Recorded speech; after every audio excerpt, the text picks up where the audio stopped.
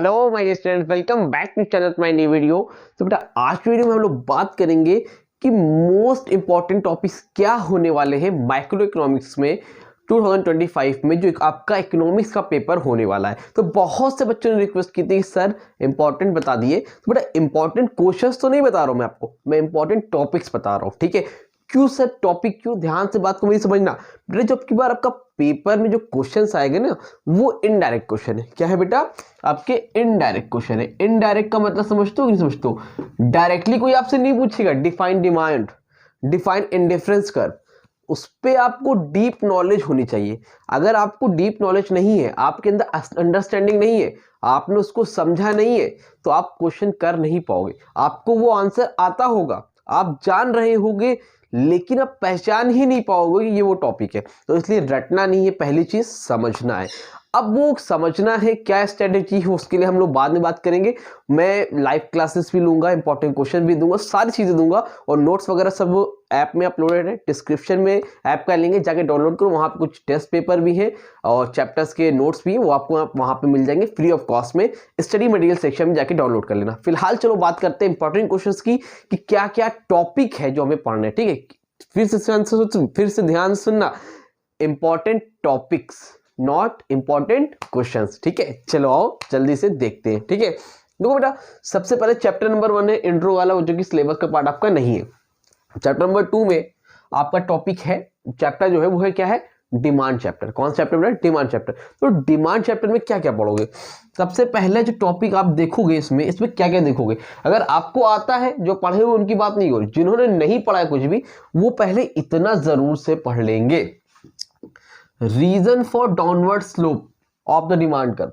क्या रीजन है जिसकी वजह से कि जो डिमांड कर्व है वो डाउनवर्ड बनता है? क्या बनता है बेटा? डाउनवर्ड बनता है। क्या रीजन है? ठीक है। Question number 2, normal goods, inferior goods और इनएक्सपेंसिव गुड्स, इसके बारे में। अब 10th में तो हो नहीं बेटा, 12th में हो, तो अब आपसे डिफरेंस तो नहीं पूछेगा कि difference between normal goods and inferior goods. कोई ना कोई केस बेस पे क्वेश्चन देगा, या फिर आपको तीनों के कर बना के दे देगा, कहेगा पहचानो कौन सा नॉर्मल गुड्स है, कौन इंफीरियर है, कौन इनएक्सपेंसिव है, या फिर आपसे इसका कर बनवा लेगा। तो मतलब क्वेश्चन इनडायरेक्ट आने वाले। तो इनडायरेक्ट क्वेश्चन की तैयारी कैसे होगी?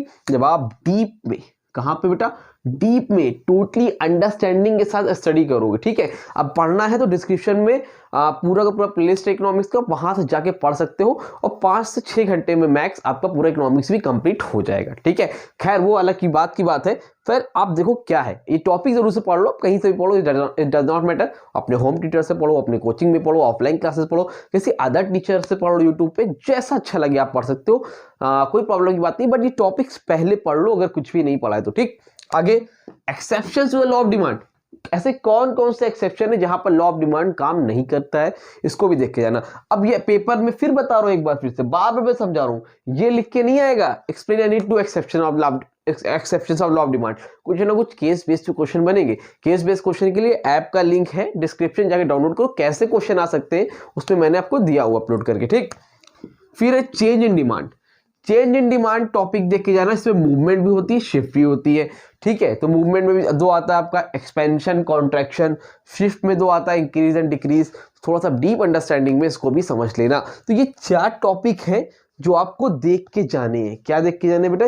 ये 4 इंपॉर्टेंट टॉपिक्स है। तो हेडिंग का नाम ही क्या है? इंपॉर्टेंट टॉपिक्स, ठीक है बेटा। समझ में आ रही बात? ठीक है। अब डिमांड में इतना पढ़ोगे तो थ्योरी ऑफ कंज्यूमर बिहेवियर में जाना। इसमें क्या पढ़ोगे? Relationship between TU and MU, यानी कि टोटल यूटिलिटी और मार्जिनल यूटिलिटी का रिलेशन पढ़ के जाओगे। और लॉ ऑफ डीएमयू, ये वाला क्वेश्चन बेटा, ये वाला कौन सा? रिलेशनशिप टीयू एमयू और लॉ ऑफ डीएमयू। अब की बार का जो आपका स्पेसिमेन आया है 2025 को रिलीज हुआ है, उसमें ये दोनों क्वेश्चन डिटेल, मतलब सॉरी, ये दोनों क्वेश्चन आपके 6 मार्क्स में या 4 मार्क्स से पूछे हुए हैं। तो ये बहुत इंपॉर्टेंट होने वाला है डीएमयू, उसको जरूर से देख लेना, ठीक। ठीक है। आगे क्या? Consumer equilibrium, cardinal utility approach, 1 commodity case. 1 commodity case, 2 commodity case, दोनों है। तो टाइम रहेगा तो 2 कमोडिटी केस पढ़ लेना। आने के तो कुछ भी आ सकता है भाई, कोई गारंटी तो कोई ले नहीं सकता, कोई हो तो बता दो, लेकिन इसको पहले देख लेना। टाइम बचे तो उसको देखना, नहीं तो कोई बात नहीं, ठीक। Consumers equilibrium through indifference curve approach, यहां से तो 100% क्वेश्चन बनेगा, 100% यहां से बेटा क्वेश्चन बनने वाला है consumers equilibrium through indifference curve approach से। मतलब यहां से एक्सप्लेनेशन नहीं आएगा तो आपको कर्व वगैरह बना के दे देंगे ऐसे इंडिफरेंस कर्व का, कुछ ना कुछ इस तरह से कर देंगे, वो जैसे भी कर दे, है ना, यहां से बिना टाइम बना दिए, मतलब कुछ ना कुछ बनेगा और उसमें सबसे क्वेश्चन पूछा जाएगा। तो इसको बेटा डीप में पढ़ना है। अब वो जमाना चला गया कि इसमें लिख के आएगा इंडिफरेंस कर्व को एक्सप्लेन करो। क्वेश्चन बेटा कर्व बन के आएगा और आपसे पूछेंगे केस बेस्ड क्वेश्चन बना के, इसलिए डीप अंडरस्टैंडिंग जरूर से लेना। जितने टॉपिक बता रहा हूं उसको समझ लो, समझने वाला बच्चा फेल नहीं होगा, फेल तो छोड़ो बहुत अच्छे नंबर से पास भी होगा। ठीक, अगला टॉपिक है प्रॉपर्टीज ऑफ इंडिफरेंस कर्व, यहां से भी क्वेश्चन आपका बन सकता है। ठीक है, तो ये टॉपिक्स हैं जो देखने हैं, पहले में 4, इसमें 5, 5 4 9 टॉपिक्स। आगे इलास्टिसिटी ऑफ डिमांड, इसमें से क्या होगा भाई, इसमें से आपका degrees of elasticity of demand देख लो। पॉइंट मेथड में ज्योमेट्रिक मेथड जरूर से देख के जाना। ठीक है, डिग्रीज में देखो, डिग्रीज में आपकी डिग्रीज नहीं आएगी 5 डिग्रीज बनाने को कि आप E=0 बना रहे हो, फिर EP=1 बना रहे हो, लेस देन 1, ग्रेटर देन, ये सब नहीं। आपको कुछ ना कुछ केस में बना के सिचुएशन देगा और सिचुएशन में आपको एनालाइज करना होगा कौन सी डिग्री वहां पे होगी, यूनिटरी होगी, परफेक्टली इनइलास्टिक होगी, परफेक्टली इलास्टिक होगी, क्या होगी वो आपको पहचानना होगा, फिर कर्व बनाना होगा, तो ये आपको देगा। ठीक है, point method, geometric method important है।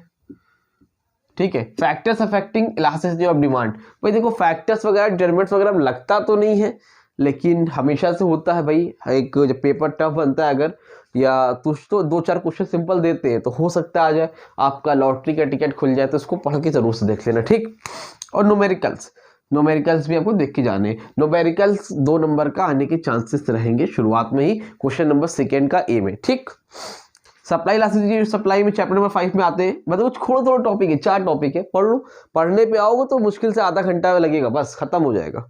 ठीक है, फैक्टर्स अफेक्टिंग सप्लाई क्या है बेटा, ये आधा घंटा सिर्फ इस चैप्टर का, सबका नहीं। ठीक है, फैक्टर्स अफेक्टिंग सप्लाई पढ़ लेना, वही बात है, डिमांड का भी है तो सप्लाई का भी हो सकता है आज। चेंज इन सप्लाई में आपका आएगा मूवमेंट और शिफ्ट, जो कि यहाँ पर टॉपिक है, मोस्टली ये टॉपिक और ये टॉपिक दूसरे से रिलेट करता है।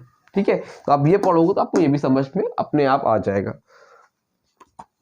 फिर degrees of elasticity of supply, degrees पढ़ लो, फिर वही बात, ये वाला टॉपिक और ये वाला टॉपिक, ये वाला और ये वाला टॉपिक मोस्टली सेम ही है। ठीक, geometric method elasticity of supply, इसका ज्योमेट्रिक मेथड अलग है, इसका अलग है, दोनों में डिफरेंस है, दोनों ज्योमेट्रिक मेथड देख के जाना। ठीक, क्लियर है। चलो, मार्केट मैकेनिज्म एक पूरा का पूरा कॉन्सेप्चुअल चैप्टर है और इसमें से आपको MCQ 100% मिलने वाले हैं। अब आपके पास टाइम रहे तो इसको समझ लेना भैया। ठीक है, चैप्टर पूरा अपलोडेड है, अगर टाइम नहीं है, टाइम कम बच रहा है तो पहले उसको बाद में पढ़ना, कि उसमें से MCQ ही बनने वाले, हो सकता है कहीं अगल बगल से काम हो जाए आपका। ठीक है, तो मेन प्राइस सीलिंग और प्राइस फ्लोर, ये 2 टॉपिक है जो पिछले 10 साल से आ ही रहे हैं, कहीं ना कहीं से आ जाते हैं, लेकिन सिंपल नहीं आएगा। फिर वही बात है, जब इसका कॉन्सेप्ट पढ़ोगे समझोगे तो केस क्वेश्चन देगा, केस बेस्ड क्वेश्चन देगा। ठीक है, तो सिंपल तो नहीं देगा। और क्या है, deep understanding about excess demand, excess supply, equilibrium point, तो टाइम हो तो डीप अंडरस्टैंडिंग ले लो, नहीं तो प्राइस सेलिंग और प्राइस फ्लोर जरूर से पढ़ के जाना। क्लियर है। क्वेश्चंस भी मैं लेके आऊंगा कि कैसे क्वेश्चन इस पे बनेंगे, वो भी मैं आपको बताऊंगा, स्पेसिमेन भी पूरा एक्सप्लेन करूंगा। ठीक है, उसका टेंशन मत लो, पहले इसका इतना स्क्रीनशॉट लो, फिर बचे हुए चैप्टर हैं वो भी मैं आपको बता देता हूँ माइक्रो के, उसमें से और क्या क्या आ सकते हैं, जल्दी स्क्रीनशॉट लो। हाँ तो बेटा देखो, जो हमारा चैप्टर नंबर 7 है उसमें क्या हमें करना है, relationship between TP and MP. तो चैप्टर नंबर 7 में क्या क्या इंपॉर्टेंट टॉपिक होने वाले उसको देखते हैं। ठीक है, तो सबसे जो पहला क्वेश्चन है वो क्या है, रिलेशनशिप देख लेना टीपी एंड एमपी का। ठीक है, relationship between AP and MP, average product, marginal product, total product and marginal product. ठीक है, law of return to a variable proportion, very important, law of variable proportion, very important. ठीक है, तो law of return to variable factors और law of variable proportion, 3 stage of production, दोनों के दोनों topic बहुत इंपॉर्टेंट है। पिछले साल 6 नंबर का आया था, पिछले साल 4 नंबर का आया था, अब देखो कितने का आता है, इसलिए ध्यान से इसको देखना। ठीक, और फिर एक टॉपिक ये मेरी तरफ से लिख लो, two difference between return to of factors and return to scale. ये 5 टॉपिक है, इसको देख लेना। ये 5 टॉपिक आपको लग रहे हैं करने पे आओगे मुश्किल से एक एक जितने बताए हर चैप्टर से 20 से 30 मिनट लगेगा मैक्स, उससे ज़्यादा नहीं लगेगा। तो अभी पढ़ना स्टार्ट कर दो, डिस्क्रिप्शन में लिंक है, जाओ पढ़ो और स्टार्ट करो यार। ऐप डिस्क्रिप्शन में वो भी डाउनलोड कर लो, हो जाएगा काम तुम्हारा। वहाँ से नोट्स वगैरह मिल जाएगा, ठीक है, इंपॉर्टेंट क्वेश्चंस मिल जाएंगे, टेस्ट पेपर मिल जाएंगे, सब ट्राई कर लेना। Chapter 8 cost and revenue, important chapter. Relationship TC and TVC का, टोटल वेरिएबल कॉस्ट और टोटल कॉस्ट। अब देखो दो क्वेश्चन यहाँ से छोटे छोटे बनते हैं। Why is AVC curve U shaped, AVC curve U shape क्यों होता है?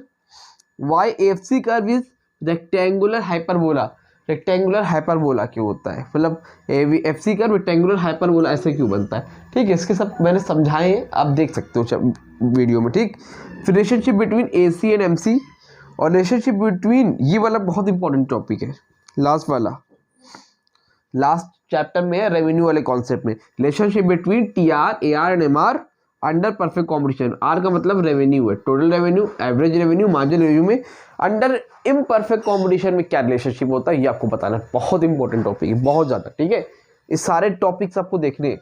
फॉर्म्स ऑफ मार्केट तो यार कहूँगा पूरा पढ़ो ऑल, क्योंकि इसमें थ्योरी चैप्टर है, मोनोपोली मार्केट, मोनोपोलिस्टिक मार्केट वगैरह वगैरह। एक वीडियो हम डिस्क्रिप्शन में डाल दी है, मुश्किल से 12 मिनट का वीडियो, 12 मिनट पूरा टॉपिक कवर करा दिया है, पूरा चैप्टर, तो उसको देख लो, हो जाएगा, ठीक। आगे बात करते हैं प्रोड्यूसर इक्विलिब्रियम। यही दो टॉपिक है, यही दो देखना है। 4 नंबर का क्वेश्चन, एक 100% बनेगा, देख लेना, हो जाएगा। TR and TC approach and second is MR and MC approach, ठीक। लास्ट चैप्टर है चैप्टर नंबर 11, 3 टॉपिक है, 3 में 1 हटा दिया मैंने। ये दो बनने के बहुत ज़्यादा चांसेस है, 95% चांसेस है, इसमें से क्वेश्चन बनेगा ही बनेगा, तो इसको भी आप 100 मान लो, यहाँ से बनेगा। 4 नंबर यहाँ, 4 से 6 नंबर यहाँ कंफर्म, 6 4 10 नंबर आपको 10 और 11 चैप्टर से मिल रहे हैं। इसमें क्या है, शॉर्ट और इक्विलिब्रियम पोजीशन। अच्छा, ये रटने वाला नहीं है, समझने वाला है सब। चैप्टर 10 भी, चैप्टर 11 उसको समझना कि शॉर्ट और equilibrium position of a firm under perfect competition. इसमें आपकी 3 अप्रोच दिखेगी आपको, एक 3 कंडीशन दिखेगी, सुपर प्रॉफिट, नॉर्मल प्रॉफिट और लॉस। और यहाँ पे देखिएगा direction of short term supply curve, short term supply curve आपको निकालना होगा, आपको ये देख के आना पड़ेगा, ठीक है। उसके अलावा 2 क्वेश्चन और लिख लो, छोटे छोटे क्वेश्चन है। एक आता है define shutdown point, shutdown point क्या होता है, ठीक है।